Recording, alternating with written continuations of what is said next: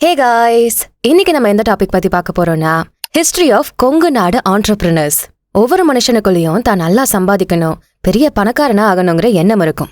ஒவ்வொரு மனுஷனும் வெவ்வேறு கம்பெனிக்கு கீழே வேலை பார்த்தாலும் கூட தான் தனக்குன்னு சொந்தமா ஒரு தொழில் தொடங்கணும்னு கண்டிப்பா ஒரு கனவு வச்சிருப்பான். அவனால ஆரம்பிக்க முடியுதோ இல்லையோ, ஆனா அவனுக்குள்ள அந்த எண்ணம் கண்டிப்பா இருந்துகிட்டே இருக்கும்.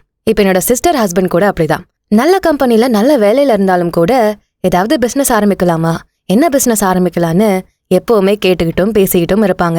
ஏன் நல்ல வேலையில தானே இருக்கீங்க, அப்புறம் ஏன் பிசினஸ் பத்தி யோசிக்கிறீங்கன்னு கேட்டா, நல்ல வேலைதான், இருந்தாலும் லீவு அது இதுன்னு ஏதாவது நான் ஃப்ரீயாவே எடுக்க முடியல.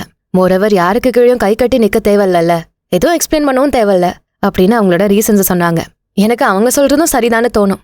இதே மாதிரிதான் பல பேர் சொல்லி நான் கேட்டும் இருக்கேன். பட் தொழில் தொடங்குறதும் அதை மெயின்டைன் பண்றதும் ப்ராஃபிட் கொண்டு வர்றதும் மேன் பவர் கொண்டு வர்றதும் அவ்வளவு ஈஸியா? கண்டிப்பா அப்படி இருக்க வாய்ப்பே இல்லை. எதை பண்ணணும்னாலும் பிளான் பண்ணி பண்ணணுங்கிற டைலாக்கு பிசினஸ்க்கு பக்காவா பொருந்தக்கூடிய ஒண்ணு. பிளானிங் இல்லாம நினைச்ச நேரத்துல முடிக்கக்கூடிய விஷயம் இது கிடையாது. எதை எடுத்தோம் கவுத்தோம்னு பண்ணிட முடியாது. ஒரு சிலை செய்யும் போது ஒரு சிற்பி எவ்வளோ கவனமா அதை பார்த்து பார்த்து செதுக்குறானோ அதே போலதான் நம்ம பிசினஸையுமே ஹேண்டில் பண்ணணும். அந்த மாதிரி ஹேண்டில் பண்ணி தான் இப்ப நிறைய பேரு ரொம்ப ஃபேமஸ் ஆகும், சக்சஸ்ஃபுல் ஆண்டர்பிரினராகவும் இருக்காங்க.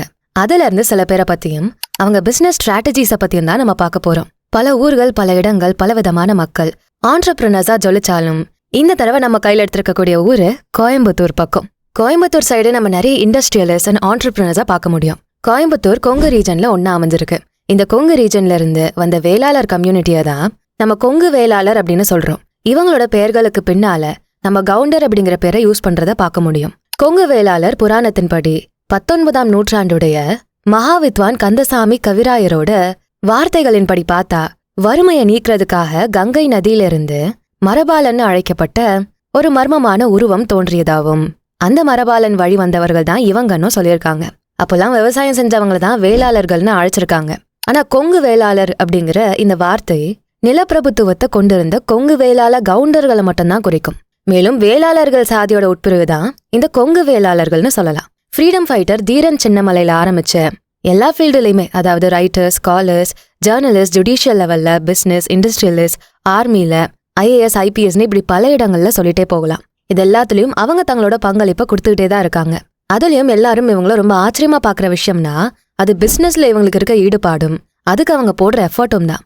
Bannari Amman group founder SV Balasubramaniam அவர்கள், KPN travels founder KP Natarajan அவர்கள், Ramraj cotton founder KR Nagarajan அவர்கள், Milky Mist founder T Sathishkumar அவர்கள், இந்த மாதிரி நமக்கு தெரிஞ்சவங்களும் நமக்கு தெரியாத இன்னும் நிறைய பேரும் இந்த இடத்துல இருந்து வந்த மிக சிறந்த தொழிலதிபர்கள் தான். கொங்கு வேளாளர் கம்யூனிட்டியோட சக்சஸ்க்கு ரீசன்ஸ் நிறைய இருந்தாலும் அதுல ஃபர்ஸ்ட் அண்ட் ஃபார்மோஸ்டா இருக்கிறது அவங்களுக்கு காலங்காலமா இருக்கிற நில உரிமை, அக்ரிகல்ச்சர்ல இருக்க எக்ஸ்பீரியன்ஸ் அண்ட் காலங்காலமா அவங்களுக்கு மற்ற ஆட்கள் கூட இருக்கக்கூடிய ரொம்ப உறுதியான கான்டாக்ட்ஸ், பழக்க வழக்கம்னு கூட சொல்லலாம். ஸ்டார்டிங்ல இவங்க கிட்ட நிலம் இருந்ததுனால தங்களோட காசை போட்டு தன்னோட செல்வத்தை பெருக்கிக்க முடிஞ்சது.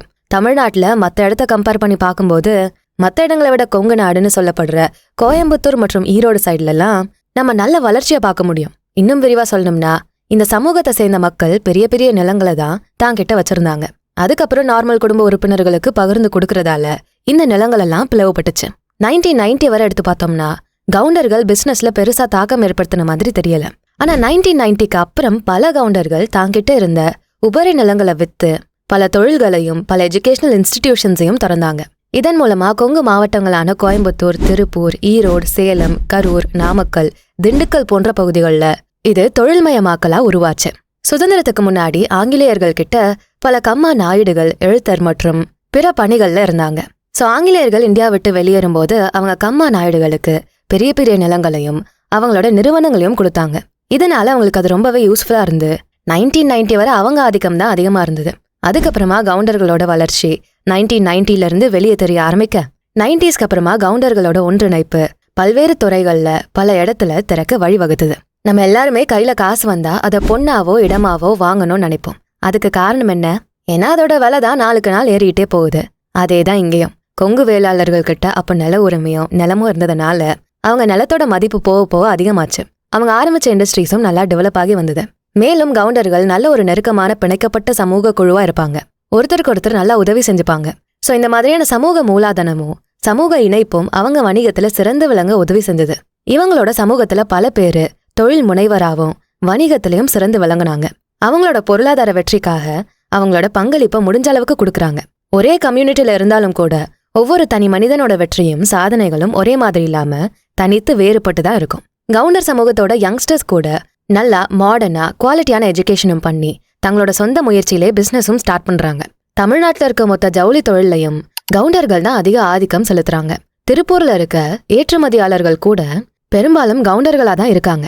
நான் ஆரம்பத்திலே சொன்ன மாதிரி இவங்க கொங்கு நாட்டு பகுதியில ஜவுளி பிசினஸ், போக்குவரத்து, கோழி மற்றும் இதர பிசினஸும் பண்ணிட்டு வராங்க.